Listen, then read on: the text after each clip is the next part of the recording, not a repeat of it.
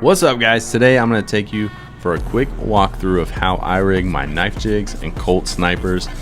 So we'll go ahead and jump right into it. A lot of my jigs I've got have a Owner ST66 treble hook on the back. These treble hooks do not bend out, they don't rust. I think they're phenomenal hooks. A lot of tackle shops have them. They're a little bit pricey, but I think they are worth it. Now I'm going to talk about why I like to rig my hooks, or why I like to rig my jigs with a treble hook. Because those tuna, they're inhaling that whole jig, so I like to keep my hooks as close to the jig as possible. I don't like assist hooks that have like a long piece of braid or Kevlar on it. So I rig almost all my jigs with a treble hook on it. The treble hook will stay on it. And then I've got my leader. I use 200-pound fluorocarbon leader. I use a swivel on the top made by Spro.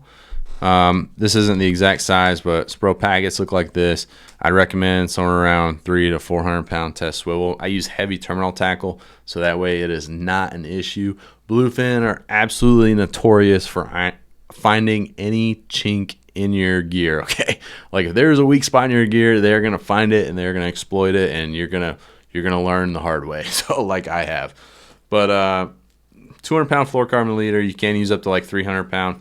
Either way, I use about 3 foot of it. I crimp my gear. I made another video on how I like to crimp my stuff, so I'm not gonna get into that. But I crimp right to the solid ring. I use Owner solid rings, 6.5, and they're 300-pound test. And then I've got my split ring that is connecting my assist hook.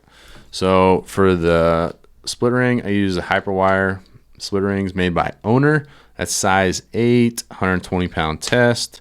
And then this way I have my rig on my rod. I don't have to change it. I'm fishing it all night. And I've got my assist hook on there, and I can swap my jigs out really fast. So all I gotta do is keep my split ring pliers handy, and I can just go ahead and throw any jig that I want on my gear, and like boom, I'm ready to go. I've got my jig on with my assist hook and my treble hook, and I can swap it out super fast. I don't have to like put the whole rig away, retie, all that kind of stuff. I highly recommend you kind of like rig your gear up like this. Saves you time on the water. Like this last trip, I started with a 225-gram jig, but everybody was catching fish on the 400-gram size jigs. So I needed to make a pivot, and you can do that very fast when you want to swap out the jigs. As far as assist hooks go, Mustad makes some really good ones. And then there's JYG and BKK. The BKK and the JYG ones I picked up at Angler's Choice. Fisherman's Landing has Mustad assist hooks. I like the assist hooks that have a shorter leader. Like I said, I'm going to keep that hook as close as I can to that jig, because if you look at it, when that jig is falling, doing its thing, that hook is going to be dangling above it.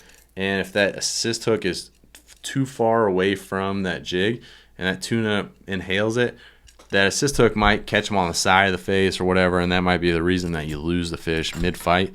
If that hook is next to the jig, it's a higher probability they're going to inhale it, get that hook way down deep where you want it, and actually land that fish. Shifting gears into the Colt sniper realm, so anywhere from 60 to 180 grams. What I mean by that is like this tungsten is 180 grams. I rig them with circle hooks when I'm using it for like a drop shot style sinker rig, because most of the time they're going to eat it on the way down or the way up, and it's just kind of like a way of getting a bonus bite when I'm fishing a lighter leader.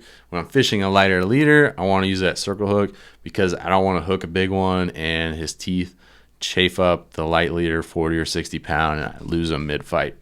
If you're exclusively fishing, you don't have to do that. You could just use a weight for like a sinker rig if you wanted to. Another way I like to rig my Colt snipers is with a treble hook. Again, Owner ST66. I would say like a number 1 size, something like that. You can use big ones. Some guys like big hooks on their gear. Some guys like little hooks on their gear.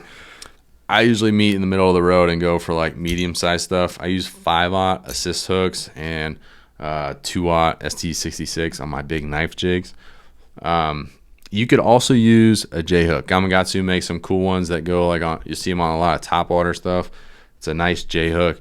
I've used that for yellowfin fishing. I like the treble hooks for bluefin, as long as they are like 2 or 4X, because if they're not, they will bend them out. So that's a couple different styles you could use for rigging Colt snipers.